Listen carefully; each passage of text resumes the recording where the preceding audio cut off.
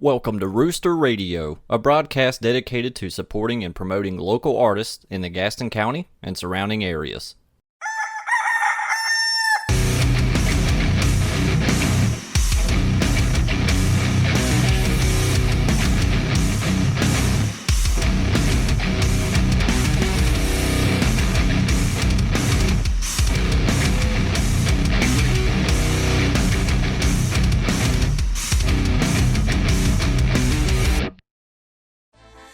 This episode of Rooster Radio is brought to you by Viva Techie. Viva Techie is ready to serve you fresh, delicious Mexican street food at its finest.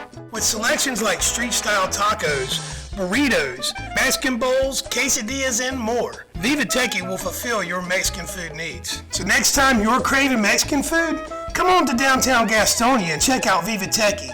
They're at 238 West Main Avenue, and when you get there, tell Francisco that the Rooster sent you.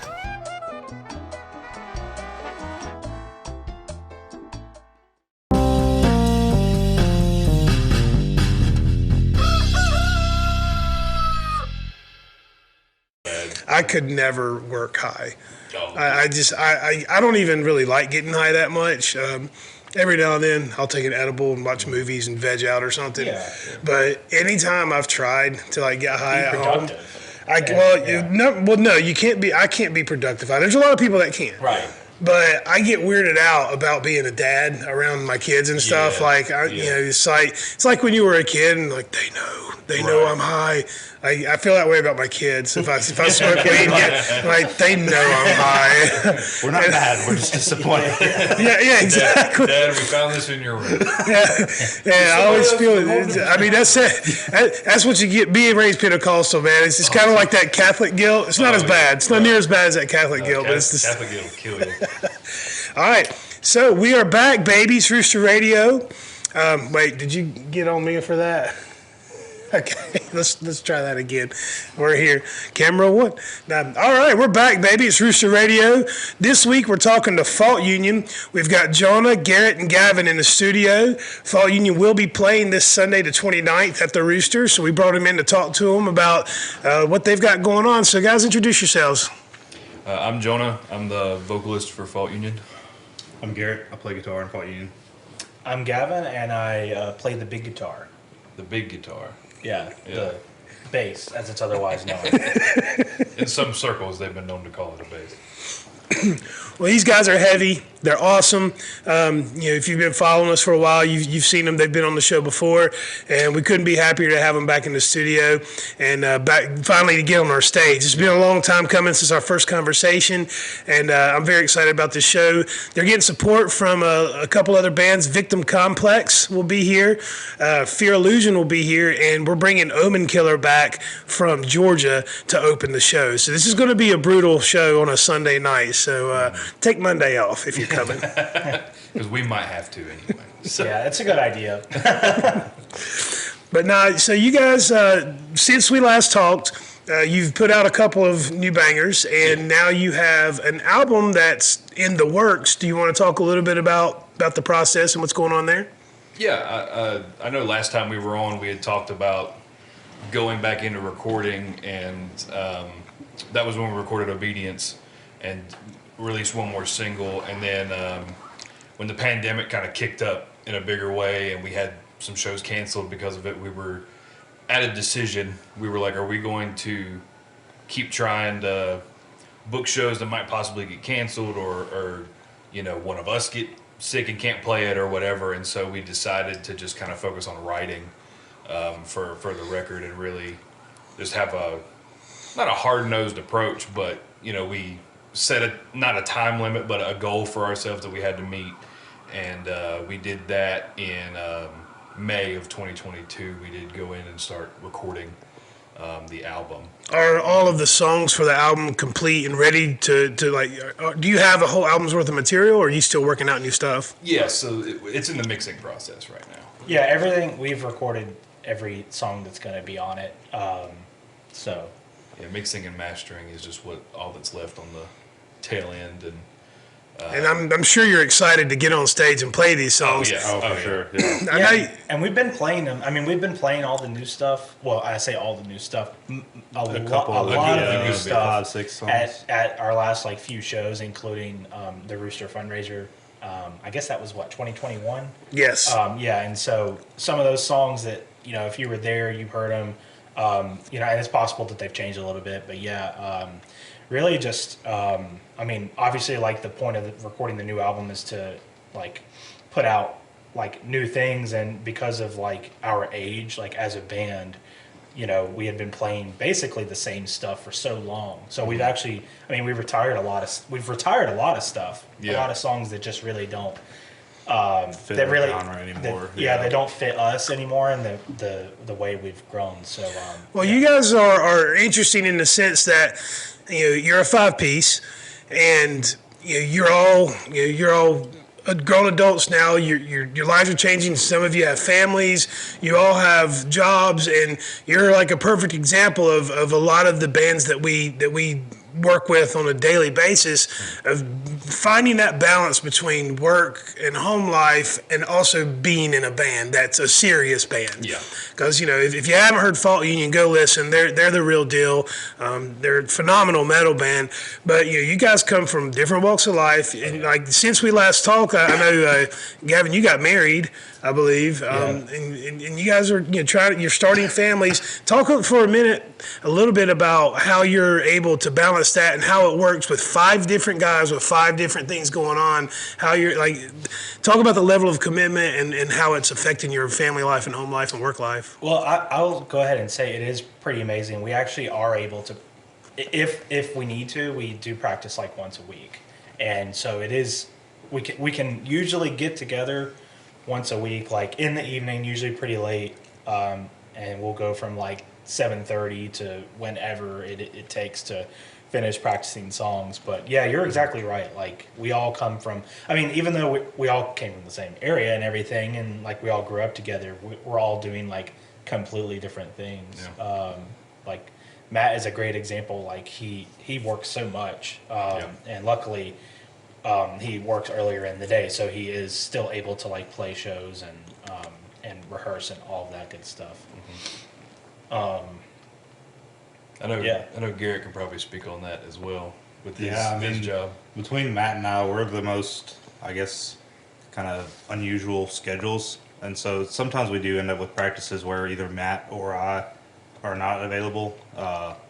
But we usually kind of work through it. And when we're practicing, say we're practicing every week, we still get at least 2 to 3 a month of those weeks with all of us together. And if me or Matt's not there, we'll usually run the set at home as well. So Who's the driving force in the band that's holding everyone accountable, holding everyone's feet to the fire, making sure everyone's there at practice? Gavin. Gavin. And who's the one that you're always having to rein in and man, come on. I feel I don't think it's me. We don't really have that problem. Yeah, we've gotten pretty. Maybe in the past we've been pretty lax on our practicing, and I don't know the word I'm looking for. It was really prevalent during the writing process when we were just writing, not playing shows. We weren't really in the studio yet and didn't have a set date to be there, because it's hard to keep running and keep running and keep running the songs when there's no tangible. No shows, payoff. and no studios. Yeah. It's a labor of love. Yeah, Right. so I feel that more than anything right now. I'm feeling that so hard. And that's kind of why I brought it up. I've been talking a lot lately with some of my friends and in my circle about, people have asked me, I don't know how you do it, Michael. And, it's kind of I would never do this, I would never do that. And I'm if something matters enough, if you care about something enough, you're going to make that time. You're going to make that commitment. And, I think maybe there's some bands out there or some people out there wanting to start bands that need to hear those kind of things from other people doing it, that it's not just glitz and glamour. It's not just get on the stage and be a star for, an hour. It's all of this all this preparation and work with no payoff to get to that one glamorous moment. And I'm trying to do that every day here at the Rooster, and it's just a constant labor.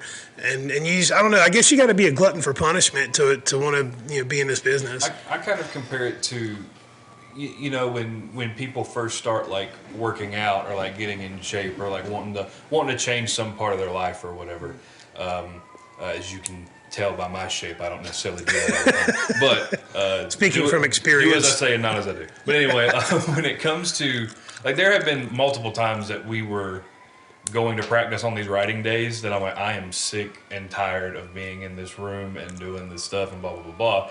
But once you get up and get there and start going through the process, you realize why you do it. You kind of are constantly reminded of the reason why you're there. when you're in it and you're Yeah. feeling that energy, when- and it's you're releasing those endorphins, and, Yeah. and you're getting the desired effects. It's like anything, man. Anything, it takes work. Right.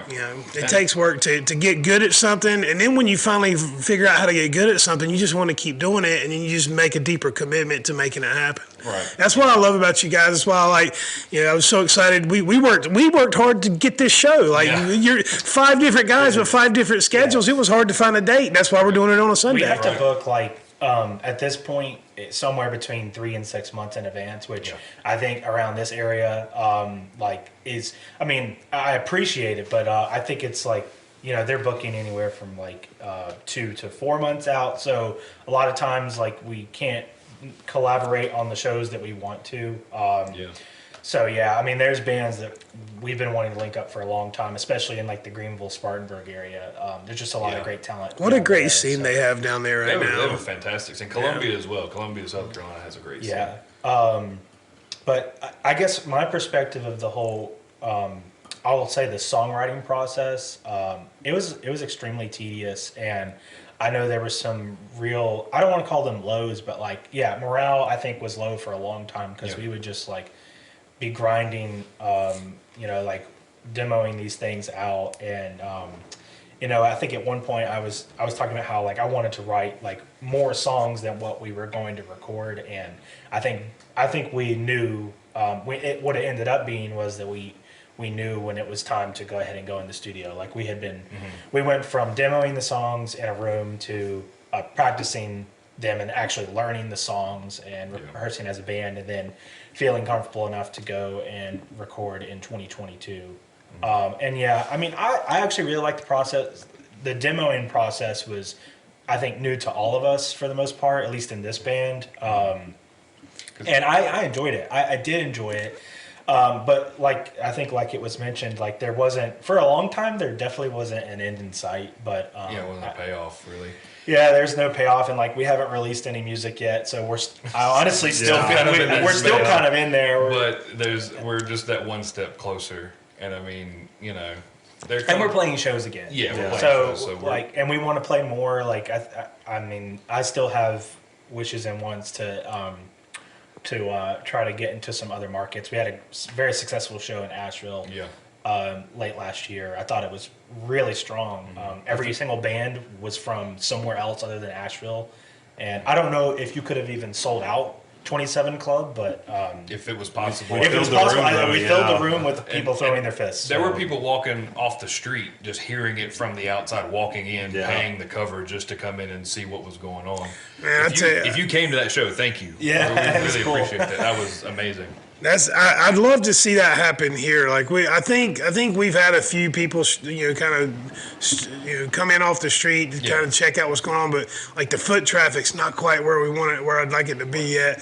But what you was talking about, we had a band here called Buried Truth that played a show with Hightower, Venus Invictus, and they reached out to us. They were from Kentucky. And they played a show in Florida the night before the show we had. And they reached out and was like, hey, we're going to be traveling back. Can we play your club at night? And they're a metal band. And we had a metal show that night. So I reached out to Hightower, who put that show together. I was like, what do you think of adding these guys to the bill? He's like, Hightower, anything that for the scene, he's up for. Right. Shout out to Josh Hightower. That dude's got just perpetual energy for the metal scene. But I told him about it, and he was all for it. And so I hit him back. I was like, yeah, there might not be much money in it, but, exposure, whatever. and they stopped off, and it was great. They fit right in. I mean, they were even talking outside after the show, like, man, we love this place. It needs to be protected. But they were telling me about the night before in Florida. Like this place, I think this place held like 250, 300 people, and that he was saying you could see that the front windows, like from wall to wall, like you could see everything from outside. Yeah. And it's a college town, so people were just walking up off the street like, what's going on here? And by the end of the night, by the time they played, that place was packed, shoulder to shoulder. Yeah. I was like, man, I want that so bad for Gastonia. I want that foot traffic in downtown because I know I see it. I keep the door behind the bar open so I can see how many people are walking down the street. Right. And I see people stop and look in and what's going on in there. And one thing about Gastonia is people haven't adjusted to the cover chart. They'll pay $10-15 to get into the titty bar, but they want you tell them it's $15 to see 3 or 4 bands, and people act like that's a bad thing. I'm like, what are you talking about? Right. That's so cheap for a night of entertainment. Oh yeah, especially when you compare it to I've been going to shows. We've all been going to shows since we were in high school, and then my dad had talked about going to Bojangles Coliseum to go see Van Halen, and it was like anywhere from $8 to $11 or something crazy like that. And even when we were going to Amos's South End, still relatively affordable, compared to what it is now. And then now, if you want to go see. Apparently, if you want to go see Taylor Swift, you have to fight to the death. Yeah. And so I compare it to that of what's the most you've ever spent on a concert ticket? Oh, I'm scared of that. No, let's have some fun with this. I have to think. I know how much I've spent. I think.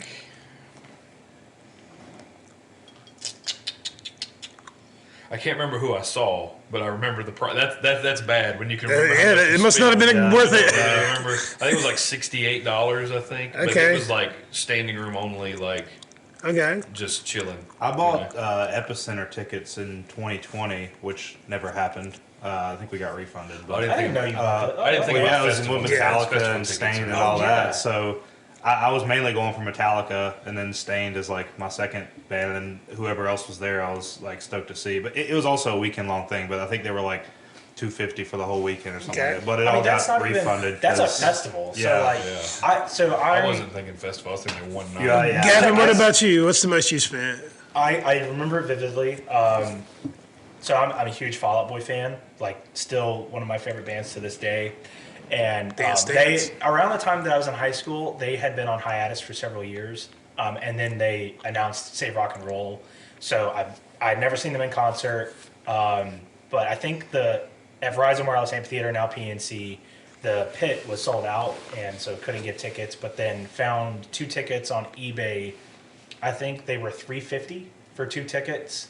And so that breaks, and there was no I got you all that big. breaks down to $175 a person, which I was in high school. That was kind of a lot. You And got I something. was big. working at Hardee's. Oh yeah. You Oh went yeah. to something big not too long ago, But- I think. Yeah. Well. Paramore also opened up. I will also say Oh, I bet that was fun. That sounds both Fall worth Out it Boy to and me. Paramore, whether or not you like their new sound, they've pretty much blown up. I can only imagine what it's going to cost Well, them now. You went to something big. Well, I mean, Christy, my wife and I have been to Aftershock 5 times, and that's in Sacramento. So that's an expensive, but that's a festival. Yeah. But actually, the most we've ever spent on a concert ticket, a few years ago, I want to say this was 2016 or 2017, Tool played at the Bojangles Coliseum. Yes. And I was on the computer the day that they went on sale trying to get tickets. And, I don't know why they haven't figured this out yet, but they say tickets go on sale at 10 a.m. at this time.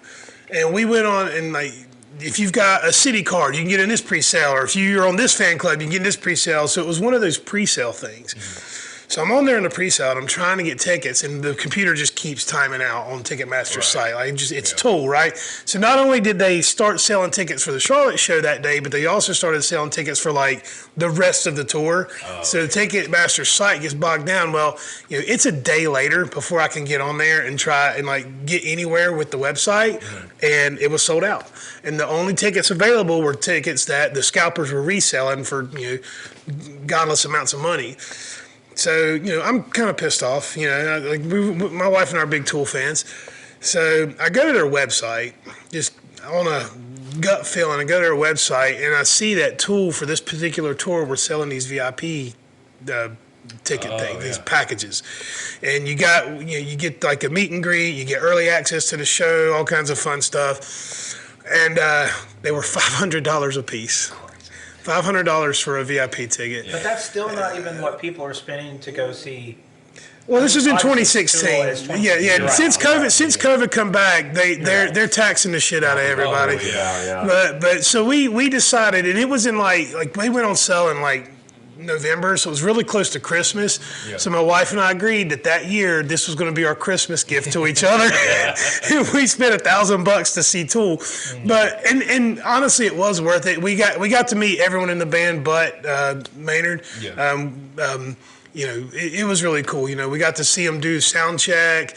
We got to tour the facility. That they had. Adam came and did like a little talk and talked about their writing process and things which was interesting, very interesting to, because the way they write is very different than what most bands I've talked to, right? They all kind of write on their own and then bring pieces of songs and then start laying them. They do the math thing with theirs, so they're laying irregular beats over top of each other, and it was really interesting. And Adam sat on my wife's lap, so she got a thrill out of that. Very cool. So I guess that alone to Christy was worth the price of admission. But no, I mean, I'm not ashamed to say, I've dropped a lot of money because, why? Because I'm supporting the artists that I love and have influenced me through the years. That's why when people scoff at a $15 cover, I'm like, fuck you, man. These people work so hard for their art and their craft. If you love music, then support it, Otherwise, you're going to be stuck with what they play on the radio. And if that's your thing. Yeah. No, I think it's completely reasonable. And especially for this day and time, like it's surprising that it's not even more than what it is. But you're still getting like bang for buck. You're talking so our show before you're charging $7, is that right? It's $7 in advance. I think 10 at the door. So come on. Yeah, $7 for 4 bands. I mean, that's literally less than $2 a band. It's so awesome. That's less than a meal nowadays. Right. Yeah. And what I'm learning, and have since I've opened this place, most of the original artists that we're dealing with, nobody's doing this for money. They're really not. I know that there's, especially younger ones, I know there's a lot of bands that have aspirations.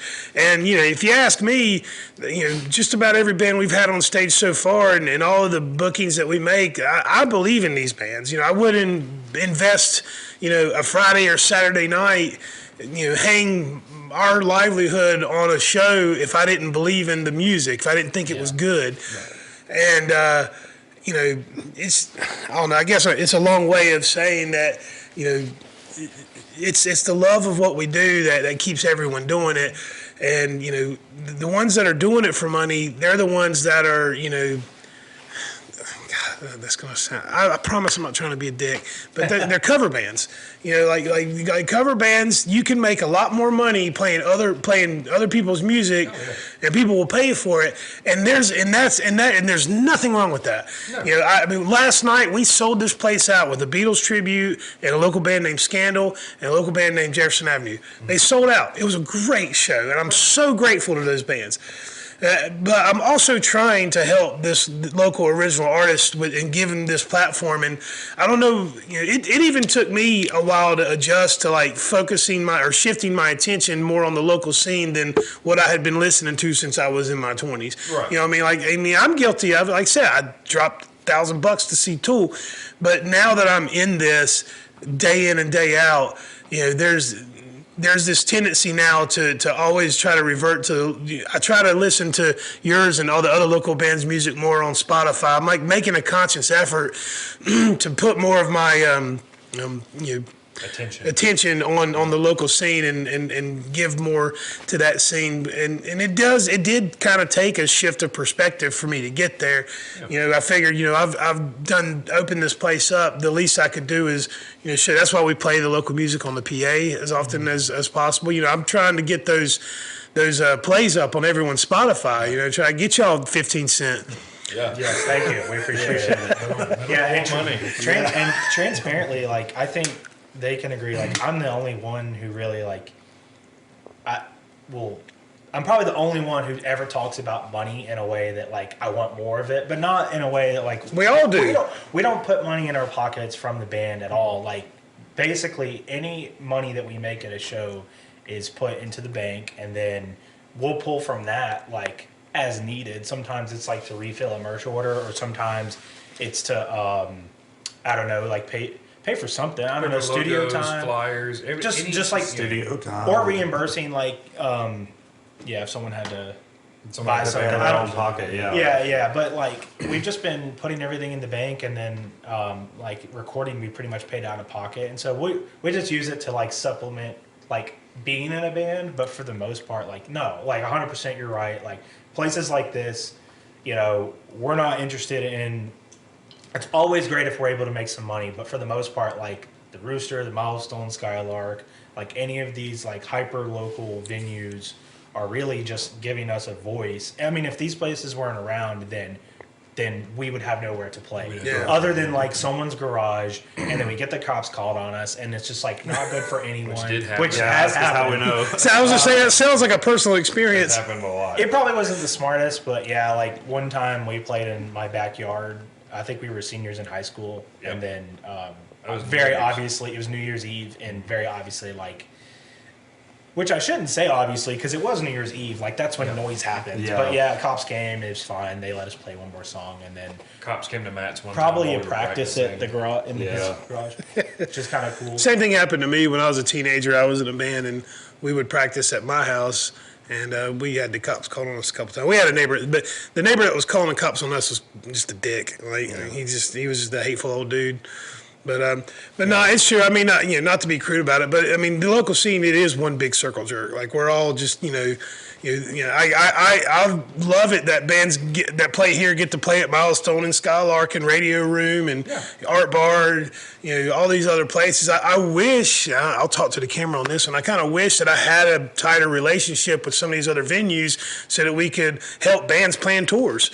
Like how cool would it be to go on a 6-city tour, with the same lineup? Like I feel like those types of things strengthen the scene and make it helps elevate the scene. And I'm the new guy in town. I have no influence on these other clubs whatsoever.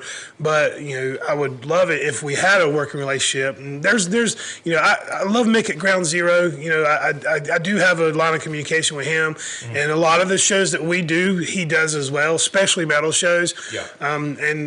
Hell, we had some guys in here.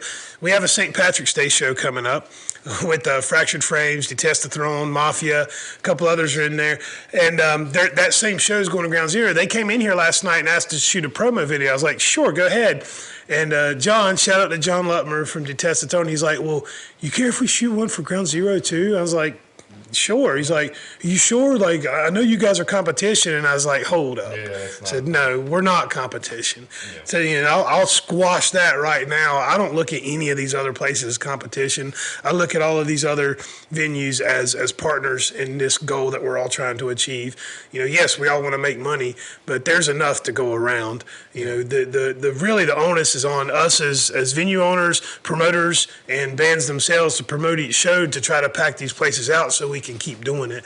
Right. And I'll never have that competitive attitude toward other venues, especially venues like Skylark, Snug, Ground Zero, Radio Room, places that are focusing their attention on the music scene. Right. A lot of these other places have food. We don't have food. Right. And we're not slinging chicken wings over here, right. And that's kind of a draw for a lot of play. That'll get people in the door.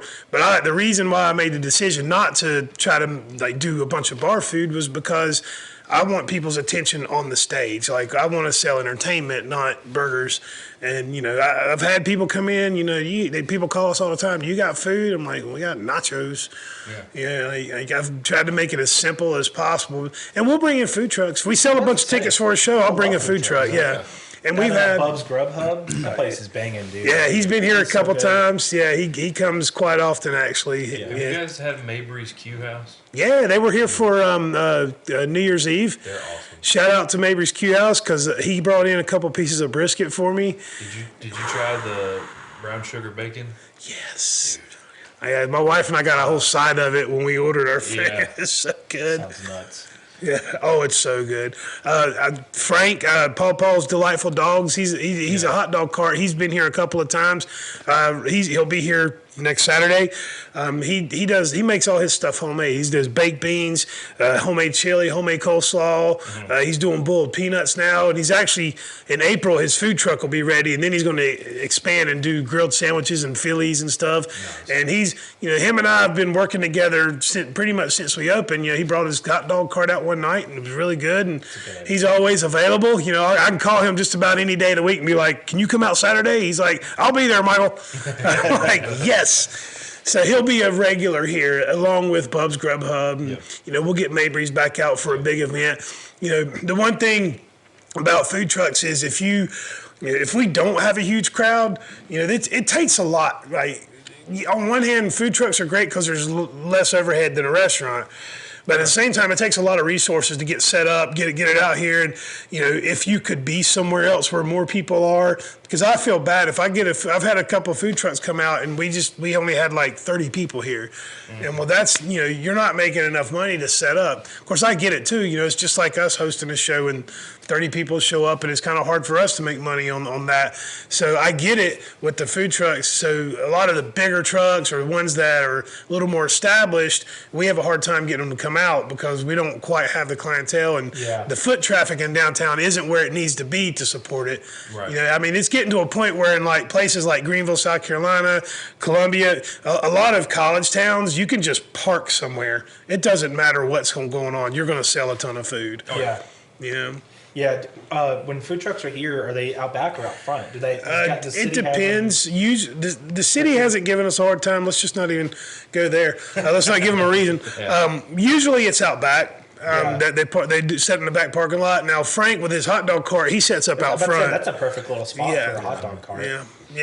We've had more success, I think, with people parking in the back. Like you would think out front on Main would be better, but the ones that have come out and set up in the back, they tend to do well back there. Yeah. That's and awesome. we've got some things, and I'm not going to make any announcements, but we do have a couple of bigger festival type things planned later this year where we'll have multiple food trucks, and I'll stop and I don't want to give you like the Rooster fundraiser. Similar, yeah. It's making my mouth water. I feel like Fall Union, just like we're first, we're a band, but second, we're like a food appreciation. Because the other thing that we talk about the most is where we're going to eat. Where's dinner? That's the second. There's a YouTube show there somewhere, Fault Union and food. Figure out a pun for it, Yeah, we've got to probably eat at Pita Wheel before our show on the 29th. Yeah. That's probably a must, as long as the weather's good and we can sit on the... Or Viva Techies. Or is that how you pronounce it? It's Viva Techie. And shout out to both Viva Techie and Pita Wheel. Shout out, they were both sponsors. They both helped us get our doors open. Yeah. Viva Techie is like a member sponsor. Francisco that runs that place. We ran the commercial before the episode. For Viva Techie, and Pita Wheel's great too. Chris and I go way back. He's a great dude. I'm very happy for him. He's got about to open that Belmont location, and that place is just going to kill it. But we get food there all the time, both those places. But a lot of the bands will come and get food there before the show, so I know we're pumping some business into that place too. So. Which is what you want. You want to create almost like an ecosystem where you do business. Exactly. Exactly. You can be a self-sufficient business, like you can see like standalone places that just do their thing, like a venue or a restaurant or whatever. But if you can build a conversation, build community, music and food and entertainment. It's just like it's just like with Cavendish Breweries right down the street. Yeah. We put their beer on our taps. 3 of our 4 taps are Cavendish brews.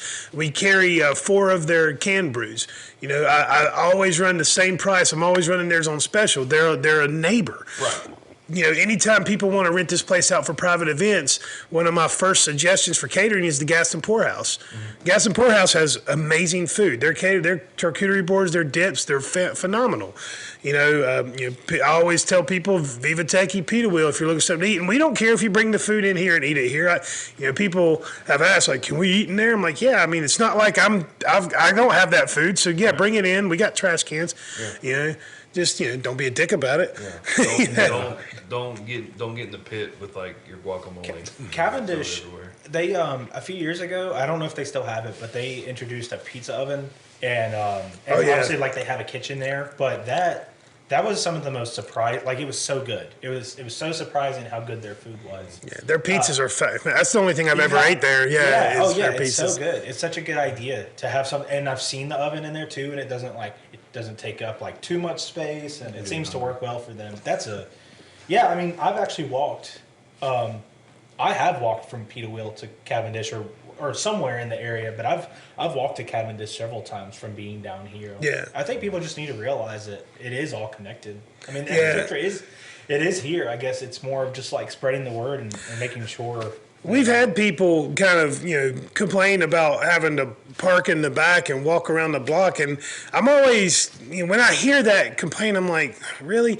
I've lived in downtown areas before, much bigger than Gastonia. Oh, yeah. One of my favorite things, I live out in the country now, and I love it. It's peaceful, it's quiet. I wouldn't trade it for the world.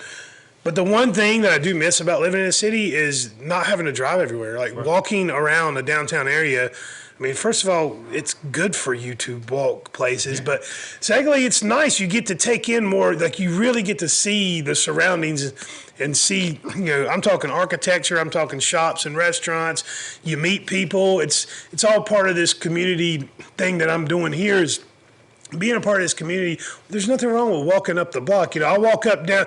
Yeah, my friend Byron runs CityCade, and it's like a 3.5 block walk from here, but it takes 10 minutes. Like it's not that bad. I've seen the narrative recently, and it really gets under my skin of the aversion to Gastonia for some reason.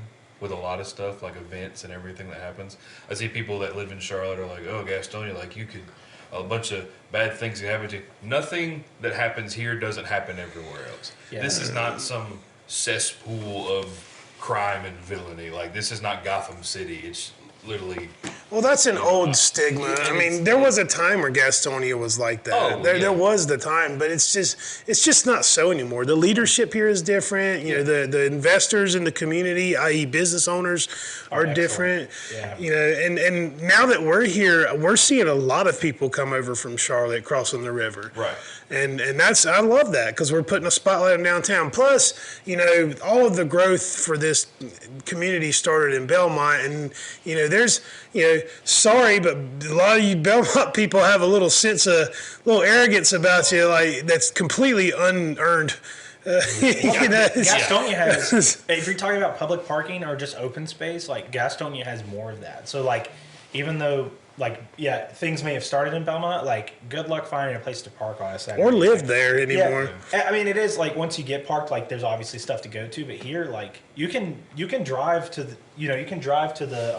to the east end, like where CityCade is, and you can get spaces over there. Like there's literally there's plenty of any places end of to town, park. you can Yeah. find parking here, Yeah. which is great. Like you go to. I don't know how we got on parking in downtown. I didn't mean to take away. We need to talk about it. We've been branding ourselves as a Gastonia-based band, and if there's perceptions or things that get in the way of people coming out to shows here or listening to us or whatever, just because we're from Gastonia or whatever, we need to nip that in the bud. Well, not only that, when you come here specifically to the Rooster, we're kind of heavy-handed on security here. Oh, so you're gonna feel safe here.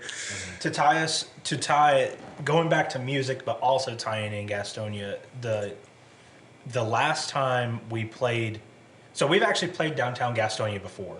Yeah. At least twice that I can remember. One was the red, white, and what'd they call it? July It 4th was July 4th festival thing. Well, thing. 4th of July in downtown Gastonia, I think, has been a couple different shapes, but at one point it was like a daytime festival that had Yeah. a stage, and like we were youngsters and we're like playing that and screaming, like in the middle. We like were basically the only heavy band where the apartments are getting put up. That's where it was. I got in think. my first car accident. In the park, and right behind the park, that parking lot back there. So that was there, and then, if I remember, there was like a venue / like, was it like it was like a teenage Level, social. Level. teenage level hangout. 4 or something. It was like a teen club. But Yeah. there's a building kind of near Web Custom Kitchen, and we played in the basement for like one of our buddies. I think it was his 16th birthday. What was it? Or graduation Graduation party. party, It yeah. was a Graduation graduate, party. so we were around 18 or so. We got to play there. It actually had a stage, and there was a sound system. It was actually pretty cool. It sounded great. Like, both of those were great experiences, and one was private, and then the other was like completely 100% public. Really cool. So I think A lot of people have tried to get things going in downtown, you know. And sometimes when I think about that, it's like it can be daunting, but you know, no one's ever really approached it this way either. I mean, a lot of people have tried, but I think we're finally at a point in this community's history where people are ready to start making better choices and make different choices and do more to support this downtown area. You know, I kind of, my perspective on it is this, you know, we can let it happen to us, or we can take control of how it happens. Yeah. You know, you look at communities like Ballantyne and Pineville. Those were planned communities that were built by rich people that decided where you were going to live and where you were going to shop. They were all planned, and they're about to do it again with the River District in between the airport and 485 area. They're about to do the same thing there. It's going to be just another Ballantyne. Yeah. And the reason it happens this way is because, you know, infrastructure. You have to grow communities to support the people. People aren't going to stop having babies. People aren't going to stop moving down south. So, you know, savvy, rich people get in on that early, and they make all the decisions for you. Yeah. And Gastonia is that last little piece of dirt outside of Charlotte that hasn't been completely gobbled up yet. And now that, you know, they've moved into Belmont, Mount Holly's next, Gastonia is after that, and we have this opportunity to kind of take control of how that growth happens. Yeah. And that's one of the many reasons that I bought the building here. Was here's something I can do that's good for this community that will have a positive influence. Right. And you know, to anyone out there thinking about opening up a business in Gastonia, I encourage you to do it because, you know, this town is growing, and again, we can take control of how that grows, or we can just let it happen, and then you're shopping at the same stores. You're eating at the same places everywhere else, and then we end up having no personality of our own. Right. Yeah. You know? Yeah. Now, Garrett, how does this affect LeBron James' legacy? I can't speak on that. No. We'll save it for another time. Okay. We'll let you gather your thoughts. Thank you. You've been very vocal this whole time. I appreciate you. But we have said it before. Like, I think that, like, finally you get to play the Rooster. I think this really has finally come full circle. We've mentioned it before, probably on the last episode that we were on, and it is going to be really cool to finally, like, I guess, come home in a way. It is funny, like, I'm so glad you said it like that. That's how we feel about it. That's what I'm trying to do here is make this a place at home. Yeah. And I'm sure a lot of people are probably sick of hearing me talk about it and sick of seeing me on social media. And I don't mean to be annoying.